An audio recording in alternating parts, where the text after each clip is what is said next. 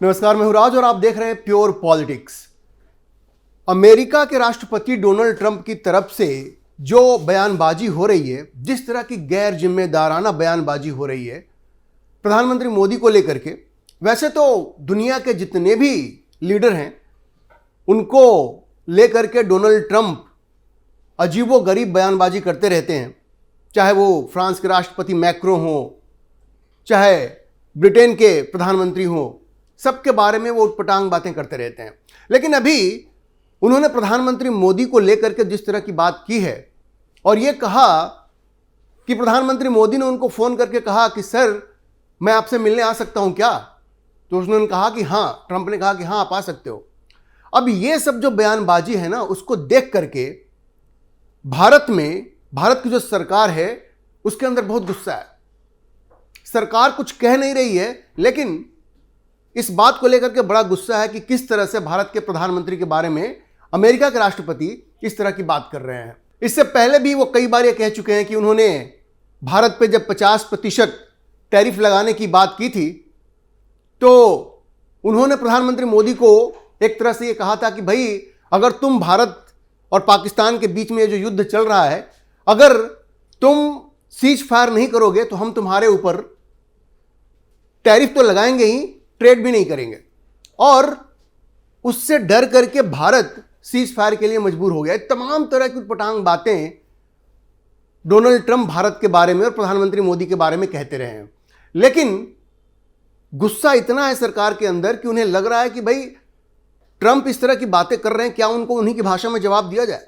लेकिन भारत ऐसा नहीं कर रहा है क्योंकि उसे लगता है कि डिप्लोमेसी में यह भाषा सही नहीं है। लेकिन जिस तरह से ट्रंप सारी हदों को पार करते जा रहे हैं, उसे देखते हुए भारत सरकार बिल्कुल भी खुश नहीं है।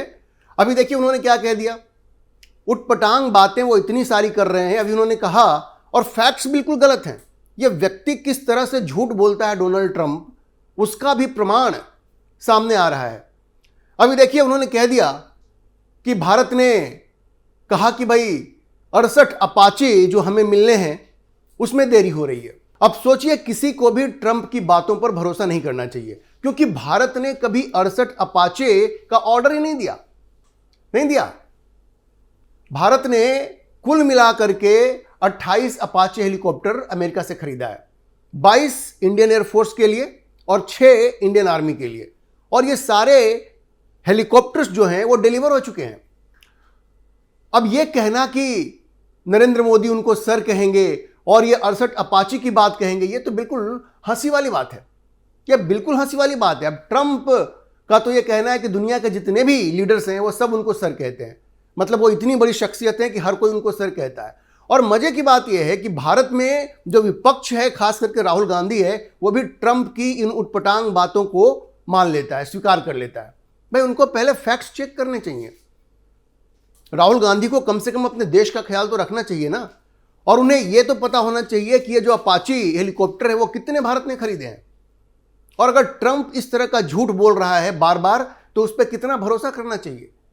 आपको याद होगा जब डोनाल्ड ट्रंप ने कहा था कि भारत की इकॉनमी डेड इकॉनमी है, तो राहुल गांधी ने उसका भी समर्थन किया था।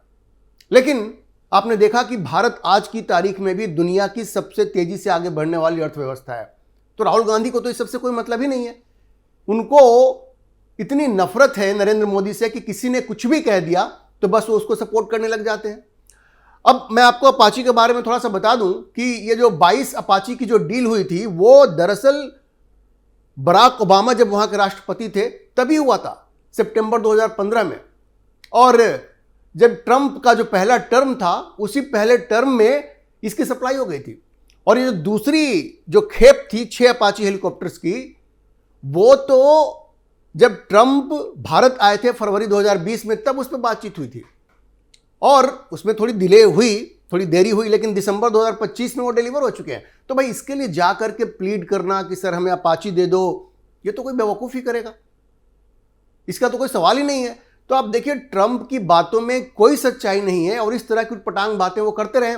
लेकिन खबर यह है, इंडियन एक्सप्रेस ने खबर पब्लिश की है कि ट्रंप की इस तरह की गैर जिम्मेदाराना बयानबाजी से भारत सरकार बहुत गुस्से में है। भाई इस तरह की चीजों को स्वीकार नहीं किया जा सकता। और सरकार के अंदर एक व्यू यह भी था कि क्या ट्रंप को उन्हीं की भाषा में जवाब दिया जाए, लेकिन जो डिप्लोमेट्स हैं, भारत के जो राजनयिक हैं, जो डिप्लोमेसी को समझते हैं और सरकार को जो एडवाइस करते हैं, उनका यह कहना था कि भाई इस चीज़ को ज़्यादा बढ़ाने की ज़रूरत नहीं है, अभी मैच्योरिटी दिखाने की ज़रूरत है, क्योंकि अमेरिका एक महत्वपूर्ण प्लेयर है और उसके साथ किसी भी तरह का पंगा भारत के लिए कोई ठीक नहीं है। अब इंडियन एक्सप्रेस ने अपने सोर्सेज के हवाले से लिखा है कि भारत सरकार को यह बताया गया, क्योंकि भारत सरकार ट्रंप को उसी की भाषा में जवाब देने की सोच रही थी, लेकिन उनको यह समझाया गया कि भाई ये काउंटर प्रोडक्टिव हो सकता है और अमेरिका से इस तरह का कोई स्कोरिंग पॉइंट्स वाला गेम खेलने का कोई मतलब नहीं है। खास करके मैंने आपको एक पिछले वीडियो में बताया था कि डिफेंस के कुछ ऐसे मुद्दे हैं जिन पे कि भारत को अमेरिका की ज़रूरत है। F404 और F414 जो इंजन है वो अमेरिका ही सप्लाई कर रहा है, तो बेवजह का पंगा लेने का कोई मतलब है नहीं। और भारत सरकार को ये कहा गया कि भाई हर बात पर रिएक्ट करने का कोई मतलब नहीं है, ये बॉल बाय बॉल कमेंट्री की कोई ज़रूरत नहीं है। इंडियन एक्सप्रेस की रिपोर्ट ये कहती है। अच्छा देखिए, ट्रंप लगातार एक झूठ बोलने का अपना कार्यक्रम चला रहे हैं। एक तो मैंने आपको बताया भारत पाक के बीच में जो सीज फायर हुआ था, उस पर भी उन्होंने कहा कि उन्होंने भारत और पाकिस्तान को फोर्स कर दिया कि वो सीज फायर करें। कैसे? उनका यह कहना था कि उन्होंने दोनों को कहा कि भाई या तो तुम सीज फायर करो या हम तुम्हारे साथ ट्रेड नहीं करेंगे। बताइए पाकिस्तान क्या ट्रेड करेगा भाई, उसकी हैसियत है कोई ट्रेड करने की।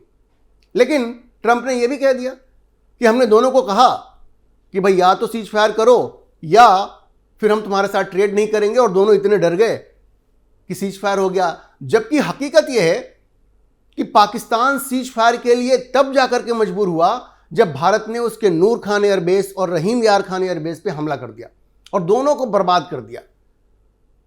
पाकिस्तान के सामने हाथ जोड़ने के अलावा कोई चारा नहीं था, क्योंकि उसका जो एयर डिफेंस सिस्टम था वो भी पंगु हो गया था।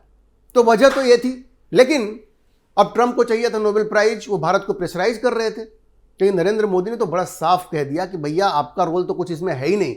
और मोदी ने भारत की संसद में खड़े होकर के ये कह दिया कि इसमें किसी तीसरे देश की कोई भूमिका नहीं है। सोचिए कितना करारा तमाचा लगाया डोनाल्ड ट्रंप को, लेकिन ये आदमी बिल्कुल समझने वाला नहीं है। इसीलिए भारत में इस बात को लेकर के बड़ा रोष है और एक सोच थी कि भाई ट्रंप को उसी की भाषा में जवाब दिया जाए। आपको याद होगा कि ये जो गैर जिम्मेदाराना बयानबाजी डोनाल्ड ट्रंप करते हैं, इसी की वजह से प्रधानमंत्री मोदी ने बीच में उनका कॉल लेना बंद कर दिया था, फोन उठाना ही बंद कर दिया था। कम से कम 4 बार डोनाल्ड ट्रंप ने प्रधानमंत्री मोदी को कॉल करने की कोशिश की, मोदी ने कॉल नहीं लिया, ट्रंप को उसकी औकात बता दी।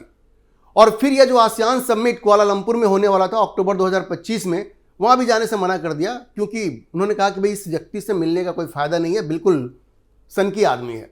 तो आप समझिए कि नरेंद्र मोदी ने बार बार ट्रंप को यह मैसेज दिया कि भाई अपने आप को सुधारो और इस तरह की बयानबाजी ना किया करो, लेकिन वो सुधरने को तैयार नहीं है। इसीलिए सरकार के अंदर ये गुस्सा था और ये पलटकर जवाब देने की तैयारी थी, लेकिन एक उनको समझाया गया कि भाई अभी इस मामले को आगे बढ़ाने का कोई मतलब नहीं है।